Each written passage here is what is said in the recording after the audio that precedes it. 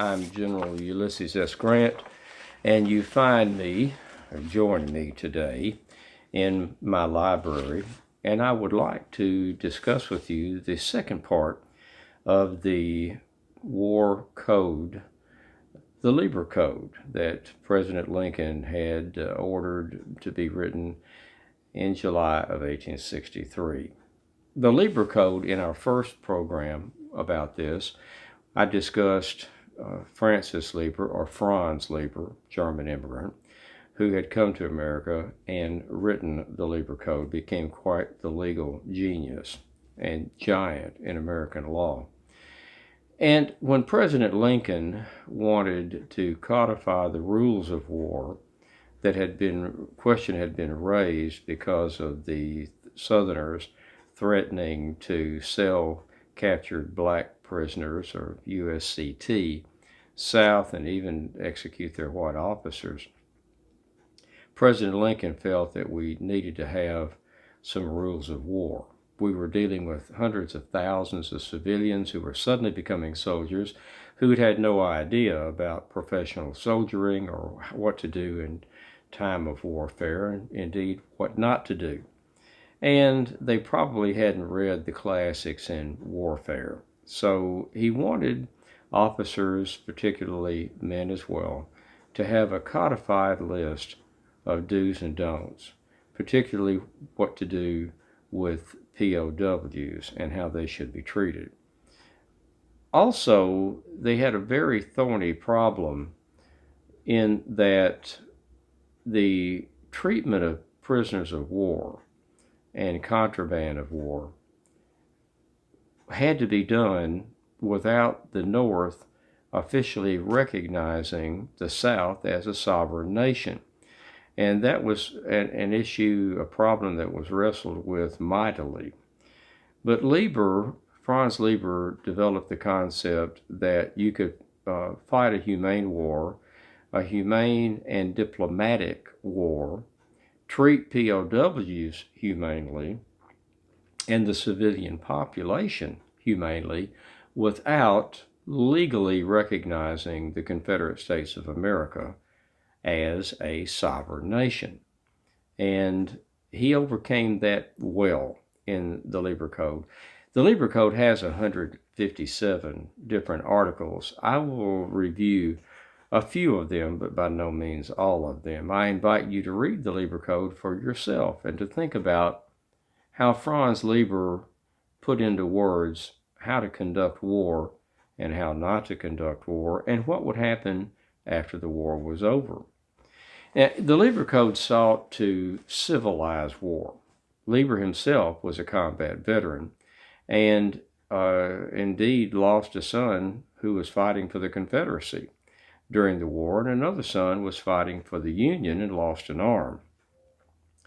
And because of the burgeoning problem, what to do with POWs without recognizing the South, and what to do about the Southerners selling slaves South if they caught them fighting in the federal armies.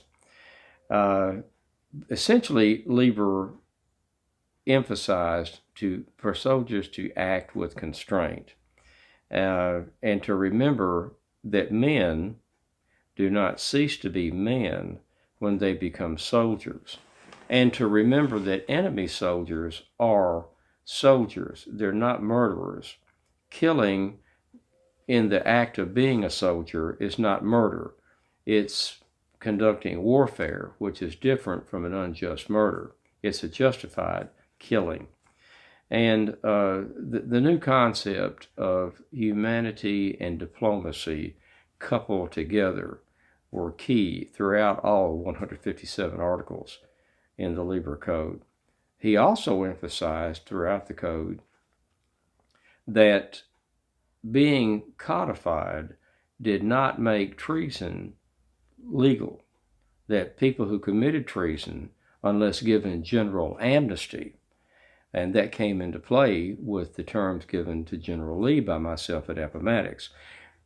General amnesty would do away with trials for treason, but still according to the Lieber Code, without general amnesty, those people who had rebelled against the sovereign nation or any part of the sovereign nation in rebellion, those leaders could be tried for treason.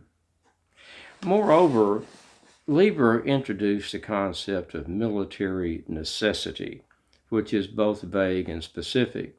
It allows for an army to do whatever is necessary in its movement through enemy territory to sustain itself, equip itself, protect itself from insurrections and resistance on the parts of citizens, yet not to be cruel, emphasizing repeatedly, not to be cruel to the inhabitants, because I saw this in the Mexican War when General Scott told us, take what we needed from the countryside as we marched across country into Mexico City, but don't take everything the people have got, because these people have to live with us after the war is over, and we don't want to make peace any more difficult than it has to be.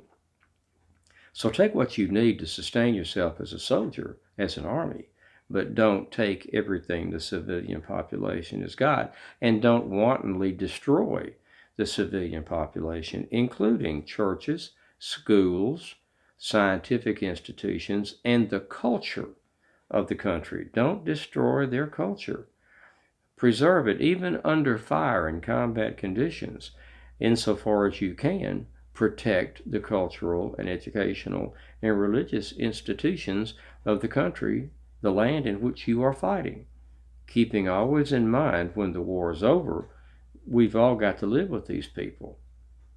And with the Article 43, which I will discuss, about treating people who had escaped to freedom, or USCT, who were fighting for the federal army, it went further than the Emancipation Proclamation, because the Emancipation Proclamation dealt only with slaves in territories in rebellion. Article 43 said, in essence, that a slave who escaped to freedom into federal lines, into free states, or indeed in the rebelling states as the federal army moved through the countryside liberating the slaves and plantations, that they were once and forever free, that they could never be made to be a slave again. And to sell a slave was to take away a person's freedom, and that's a capital offense. So Article 43, when I read it, you'll see the specificity of it. But Article 43 in the Lieber Code went even further than the Emancipation Proclamation. And as I begin to review these articles, I'd like to point out that Lieber succinctly addressed the fourth commandment, thou shalt not kill. And he said, essentially, thou shalt not unjustly kill as a soldier. Killing someone who's already surrendered or someone who is injured, that's murder. But to kill someone in combat, that's a justified killing. But let me review some of these articles with you. The issue of fighting, but not recognizing the South as a sovereign nation. In Section 10, Article 149. Its insurrection is defined. Insurrection is the rising of people in arms against their government, or a portion of it, or against one or more of its laws, or against an officer or officers of the government. It may be confined to mere armed resistance, or it may have greater ends in view, the independence of the South in this case. So insurrection is defined. Civil war is defined in the next article, 150. Civil war is war between two or more portions of a country or state, each contending for the mastery of the whole, and each claiming to be the legitimate government. The term is also sometimes applied to war of rebellion when the rebellious provinces or portions of the state are contiguous to those containing the seat of government. And that would be the case in our war. In Article 151, rebellion is defined. The term rebellion is applied to an insurrection of large extent and is usually a war between the legitimate government of a country and portions of provinces of the same who seek to throw off their allegiance to it and set up a government of their own. Article 152 next says, when humanity induces the adoption of the rules of regular war toward rebels, whether the adoption is partial or entire, it does in no way whatever imply a partial or complete acknowledgement of their government. If they have set up one or of them as an independent and sovereign power. Neutrals have no right to make the adoption of the rules of war by the assailed government towards rebels the ground of their own acknowledgement of the revolted people as an independent power. And in Article 153, they talk about treating prisoners, captured rebels, as prisoners of war. Treating captured rebels as prisoners of war, exchanging them, concluding of cartels, capitulations, or other warlike agreements with them, addressing officers of a rebel army by the rank they may have in the same, accepting flags of truce, or, on the other hand, proclaiming martial law in their territory, or levying war taxes or forced loans, or doing any other act sanctioned or demanded by the law and usages of public war between sovereign belligerents, neither proves nor establishes an acknowledgement of the rebellious people or of the government which they may have erected as a public or sovereign power. Nor does the adoption of the rules of war toward rebels imply an engagement with them extending beyond the limits of these rules. It is victory in the field that ends the strife and settles the future relations between the contending parties, which comes into play when you think that General Lee approached me in March of '65 to personally talk with him about working out an end to the war, and President Lincoln instructing me, your job is to get them to lay down their arms, then step back and I will take over the political part of the surrender. That's clearly addressed in Article 153. And Article 154 says, treating in the field the rebellious enemy according to the law and usages of war has never prevented the legitimate government from trying the leaders of the rebellion or chief rebels for high treason, and from treating them accordingly unless they are included in a general amnesty.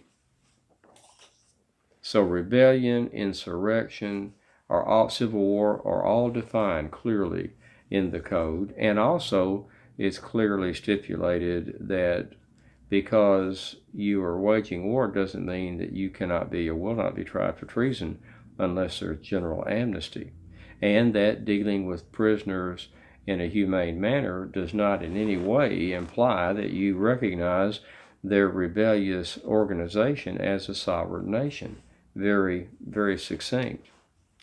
Now, the humanitarian practices that are addressed, military necessity, as understood by modern civilized nations, consists in the necessity of those measures which are indispensable for securing the ends of the war and which are lawful according to the modern law and usages of war. So military necessity in Article 14 is defined. Article 15 goes further with military necessity. Military necessity admits of all direct destruction of life or limb of armed enemies, and of other persons whose destruction is incidentally unavoidable in the armed contests of the war. It allows of the capturing of every armed enemy and every enemy of importance to the hostile government or of peculiar danger to the captor.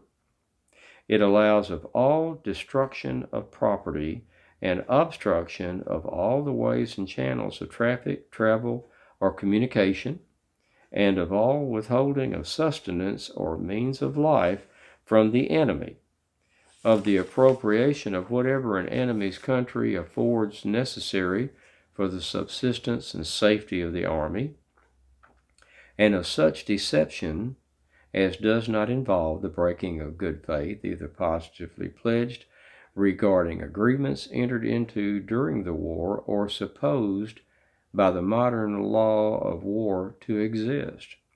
Men who take up arms against one another in public war do not cease on this account to be moral beings, responsible to one another and to God. Article 16 says military necessity does not admit of cruelty, that is, the infliction of suffering for the sake of suffering or for revenge, nor of maiming or wounding except in fight, nor of torture to extort confessions. It does not admit of the use of poison in any way, nor of the wanton devastation of a district. It admits of deception, but disclaims acts of perfidy, and in general, military necessity does not include any act of hostility which makes the return to peace unnecessarily difficult. Remember, we have to live with these people after the war. Now, in dealing with the former slaves, these articles address that issue. Article 57 said, so soon as a man is armed by a sovereign government and takes the soldier's oath of fidelity, he is a belligerent. His killing, wounding, or other warlike acts are not individual crimes or offenses. No belligerent has a right to declare that enemies of a certain class, color, or condition, when properly organized as soldiers, will not be treated by him as public enemies. They will be treated, regardless of class, color, or condition, when properly organized as soldiers. You can't execute or sell captured former slaves. Art 58 says, the law of nations knows of no distinction of color, and if an enemy of the United States should enslave and sell any captured persons of their army, it would be a case for the severest retaliation, if not redressed upon complaint, as soon as the complaint is made. The United States cannot retaliate by enslavement. Therefore, death must be the retaliation for this crime against the law of nations. And this last article, 59, contemplates the darkest deeds. A prisoner of war remains answerable for his crimes committed against the captor's army or people, committed before he was captured, and for which he has not been punished by his own authorities. All prisoners of war are liable to the infliction of retaliatory measures. The law of nations disdained revenge, but allowed for retaliation.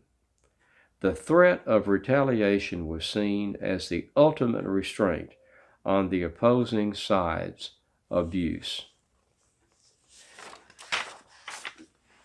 That concludes Part 2 of the Lieber Code. In Part 3, I shall address the other articles that I deem of great importance for your consideration. But for today, in our coming together, I have said quite enough. Now, I hope you see fit to join me and explore the third and final part of the Lieber Code when next we come together. I'm General Ulysses S. Grant, and I bid you an affectionate adieu.